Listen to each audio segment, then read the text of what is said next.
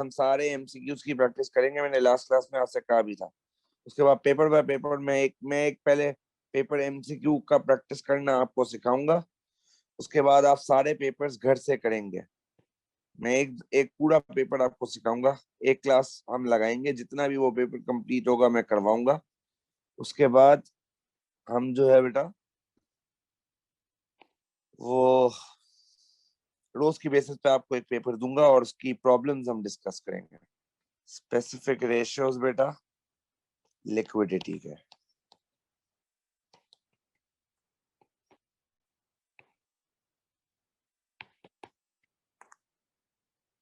Specific ratios बेटा किसके? अब लिक्विडिटी के पढ़ने जा रहे हैं। अब बेटा 5 रेशियोज हैं, जरा गौर से सुनना।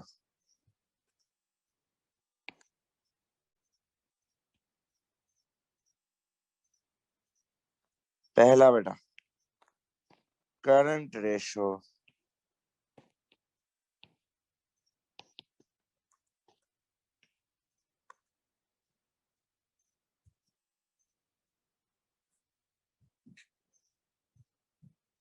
करंट रेशियो बेटा आ जाओ जरा।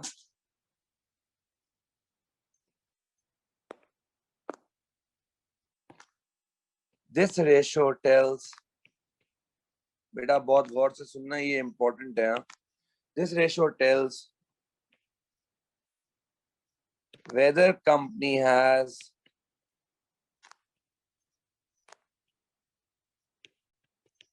sufficient cash to meet its current liabilities। बेटा क्या कंपनी के पास इतने पैसे हैं कि वो अपनी लायबिलिटीज को मीट कर सकता है? सर नाम क्या है देखो, रेशो। कैसे निकालूंगा बेटा?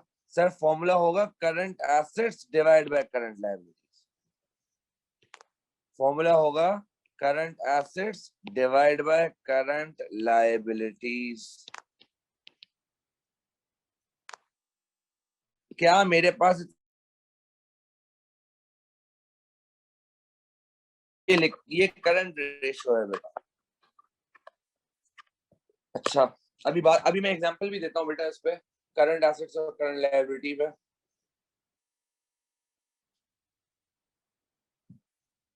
एक सेकंड जरा होल्ड करना है।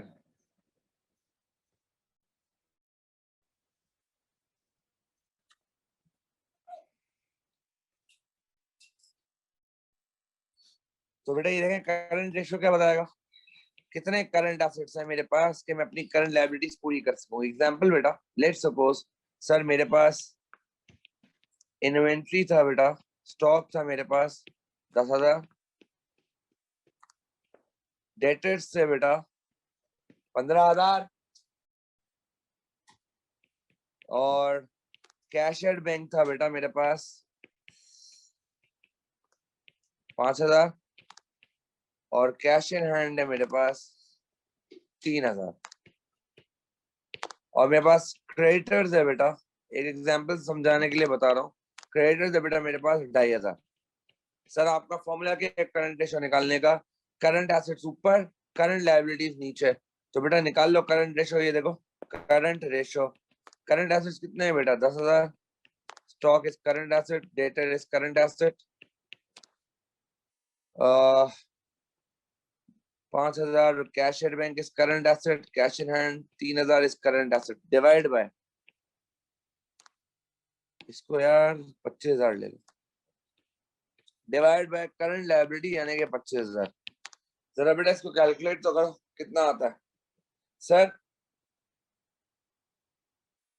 ये आएगा 10,000 plus 15,000 plus 5,000 plus 3,000 divide by 25,000। Sir मेरा आंसर आ रहा है 1.32:1। बेटा ये इस टू 1 क्या है ये सुन लो, इसकी रेलेवेंस समझना जरूरी है बेटा। सर आपने क्या भी फॉर्मूला लिखा था, current asset upon current liability, और इसका आंसर क्या है? अगर मैं रेशियो की फॉर्म में ना लिखूं, उसका आंसर है 1.32/1। यानी सर आपकी कंपनी के पास जेब में $1.32 रखे हुए और कंपनी को लायबिलिटी पे करनी है 1 की। हमें हमारे पास पैसे 1.32 है बेटा, और लायबिलिटी हमें 1 की देनी है। जब आप इसको सिंप्लीफाई करोगे तो आंसर इस तरह आएगा 1.32 एसेट्स और 1 की लायबिलिटी। तो इसको हमेशा इस फॉर्म में लिखा जाता है, रेशो को हमेशा इस फॉर्म में लिखा जाता है। इसकी रेलेवेंस है सर करंट एसेट इतने हैं आपके पास, करंट लायबिलिटी इतनी है। क्या ये क्लियर है सर? जल्दी से बता दें।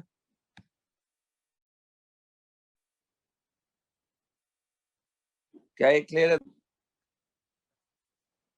तो बेटा सिंपल सी बात है, करंट रेशो क्या बताता है? क्या हमारे पास इतने करंट एसेट्स हैं कि मैं अपनी करंट लायबिलिटीज फुली मीट कर सकूं? ये मुझे बताएगा बेटा।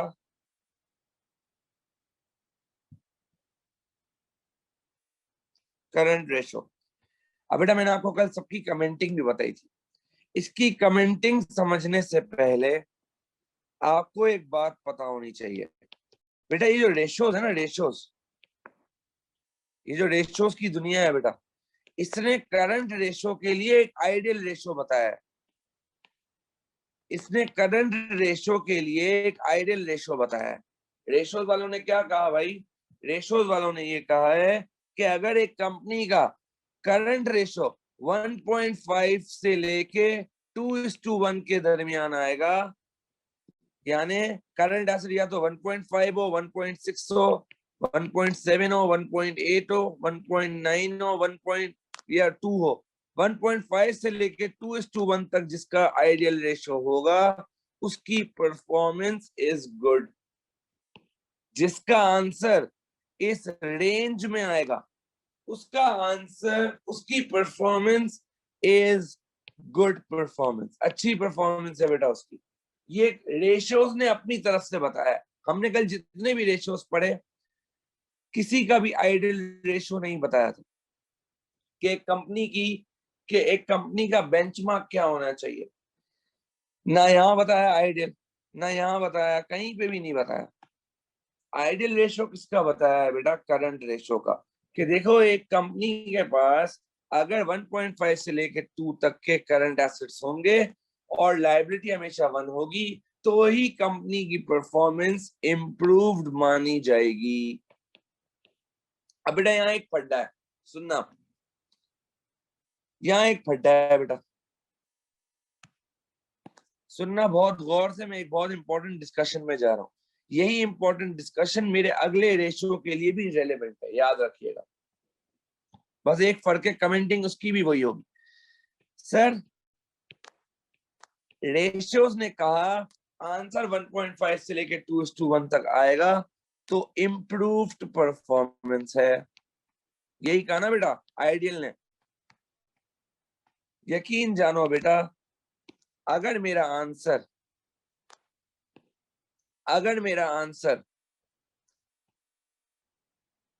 लेस देन आइडियल रेशियो आता है, जो कि इस सिनेरियो में आ रहा है बेटा, जो कि इस सिनेरियो में आ रहा है बेटा, रेशियोज ने कहा आंसर आना चाहिए ये, आपका आंसर आ रहा है less than ideal ratio. Sir less than ideal ratio होगा तो भी डिटोरिएटेड परफॉर्मेंस होगी।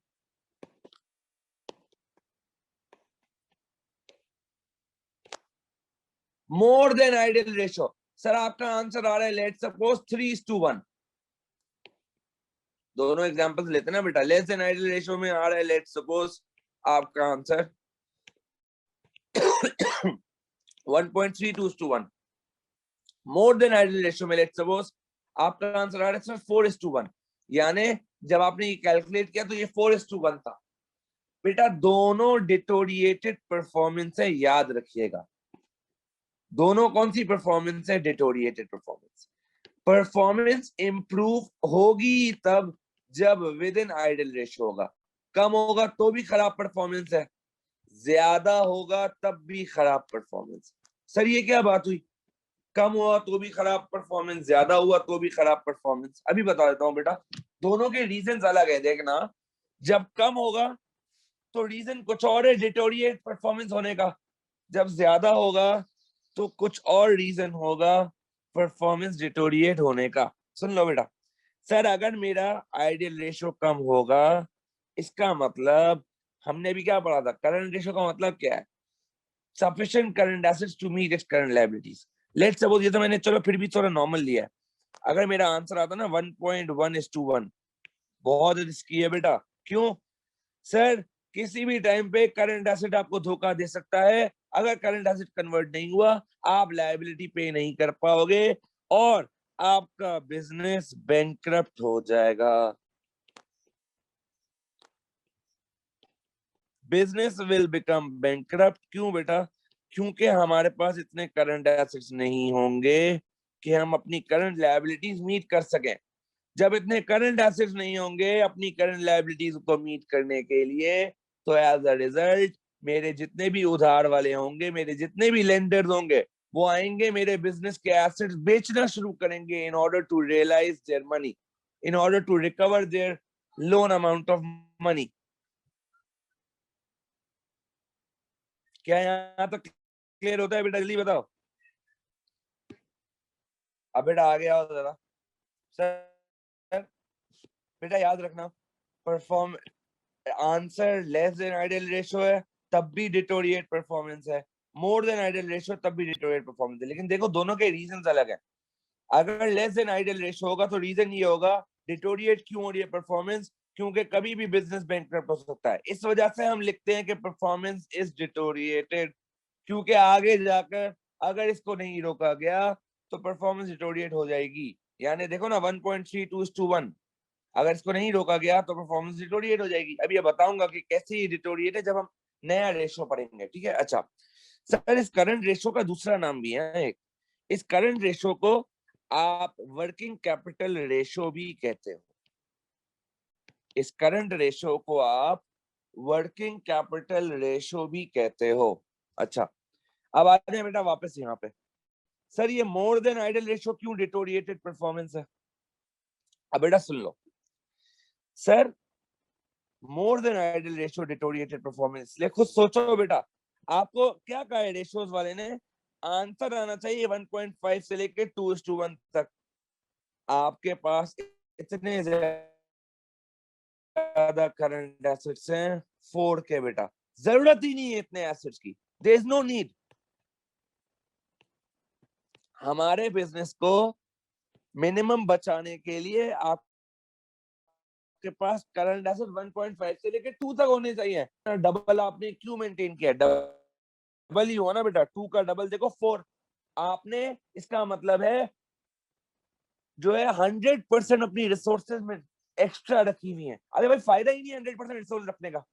यानी हुआ क्या, यहाँ परफॉर्मेंस डिटोरिएट क्यों हो रही है बेटा, because the company has invested surplus amount in the business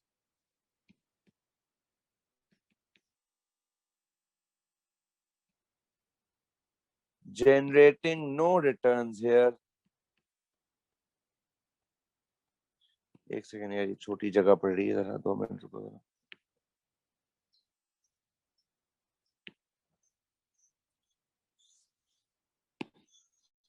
यहाँ देख लो यार, मैं यहाँ लिख देता हूँ, यहाँ डिटोरिएटेड परफॉर्मेंस क्यों है, रीजन सुन लो बेटा, यहाँ लिख देता हूँ मैं, because the company has invested surplus funds which could be invested elsewhere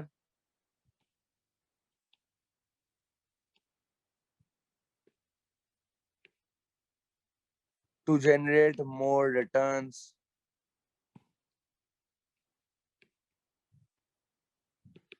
and are now stuck up in the business। बेटा आपने बिला वजह एक्स्ट्रा रिसोर्सेस को अपने बिजनेस में फंसा कर रखा है, जबकि वो कुछ रिटर्न ही जनरेट नहीं कर रही। मैंने कल आपको आरओसी में समझाया था, आपको अगर 2 लाख का कैपिटल इन्वेस्ट करना है और 2 लाख के कैपिटल पे आपको 10,000 रिटर्न देता है, आप 4 लाख का कैपिटल इन्वेस्ट करोगे ना, तब भी वो बिजनेस जो है ना वो 12,000 रिटर्न दे रहा होगा मैक्सिमम। जबकि 2 लाख पे 10,000 दे रहा है, तो 4 लाख पे तो आप ये सोचते होगे यार 20,000 देना चाहिए, जबकि ऐसा है ही नहीं बेटा, 20,000 नहीं दे रहा रिटर्न, 12,000 दे रहा है। तो बेटा ज्यादा कैपिटल इन्वेस्ट करना भी या ज्यादा सरप्लस अमाउंट लेकर आना भी मसला है। क्यों भाई? सर आपने बिला वजह यहाँ पैसे फंसा लिए, आप कहीं और इसको इन्वेस्ट करके वहां से ज्यादा रिटर्न कमा सकते थे, जबकि बिजनेस आपको ये वाला रिटर्न नहीं दे रहा। अब बेटा देखा जाए तो दोनों में से सबसे ज्यादा डेंजरस पोजीशन ये है, ये जो डिटोरिएट परफॉर्मेंस है ये डेंजर जोन है बेटा। डेंजर जोन क्यों है सर? ये वाली ये ज्यादा जो है वो company can't afford this position.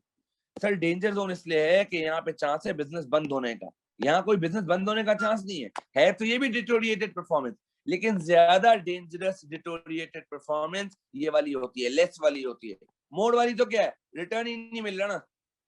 Business studies में हमने पढ़ा होगा बेटा, कैश की भी एक अपॉर्चुनिटी कॉस्ट होती है। देखो, cash also has an opportunity cost. क्या क्या मैं इस एक्स्ट्रा कैश को यहाँ इन्वेस्ट करूं अपने एग्जिस्टिंग बिजनेस में जबकि रिक्वायर्ड नहीं है, या मैं इसको किसी बैंक वगैरह में इन्वेस्ट कर दूं, बैंक वाले मुझे रिटर्न देंगे बेटा, या किसी और प्रॉफिटेबल बिजनेस में इन्वेस्ट कर दूं, वहां से मुझे रिटर्न आएगा। उसका रीजन है ना बेटा। ये वाली ज्यादा डेंजरस पोजीशन क्यों है? डेंजरस ये भी है बेटा, डिटोरिएटेड ये भी है। यहाँ ज्यादा डेंजर, ज्यादा खतरा है इसलिए कि भाई बिजनेस ही नहीं रहेगा तो चलाओगे क्या? यहाँ बिजनेस तो होगा एटलीस्ट। चले अब आए अगला रेशो सर। अब अगले रेशो में इतनी डिटेल पे बात करने की जरूरत नहीं पड़ेगी क्योंकि वहां रीजन सेम है बेटा इसका। अगला ratio is asset test ratio. इसको क्विक रेशो भी कहा जाता है बेटा, इसको क्विक रेशो भी कहा जाता है। 2 सेकंड मुझे दे दो यार, जस्ट क्लास आ जाए। एसेट अगला रेशो, अगली कैटेगरी है बेटा एसेट टेस्ट रेशो या क्विक रेशो। सुन लो बेटा, अब ये क्या है सर? बहुत आसान है sir, it is accurate as compared to current ratio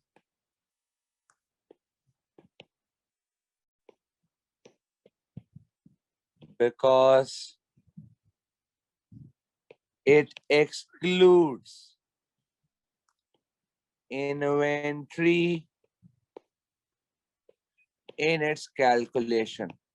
बेटा ये क्या बोलता है सर? ये कहता है करंट एसेट्स, कितने करंट एसेट्स चाहिए in order to meet its current obligations, लेकिन एक्सक्लूडिंग इन्वेंट्री। इन्वेंट्री को ये अपनी कैलकुलेशन में एक्सक्लूड करता है बेटा। अब क्यों एक्सक्लूड करता है बेटा? इसका रीजन मैं भी आपको बताऊंगा, पहले फॉर्मूला लिख लेता हूँ बेटा। फॉर्मूला इसका यहाँ ये होगा, current assets minus closing inventory. बेटा ऑब्वियसली क्लोजिंग इन्वेंट्री की बात हो रही है, एसओएफपी में क्लोजिंग इन्वेंट्री आता है। मैंने अभी आपसे कहा था ये एसओएफपी के रेशियोज हैं, कोई खुदा का वास्ता है ओपनिंग इन्वेंट्री मत ले लेना बेटा।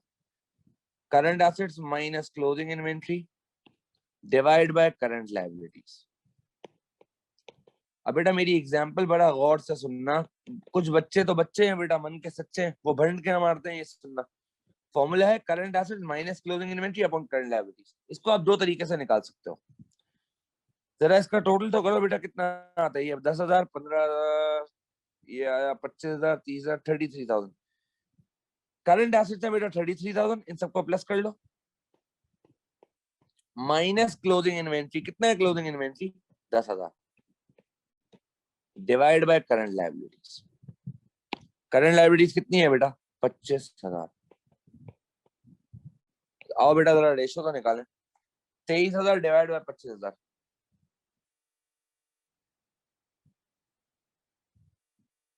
सर आंसर आ रहा है 0.92:1।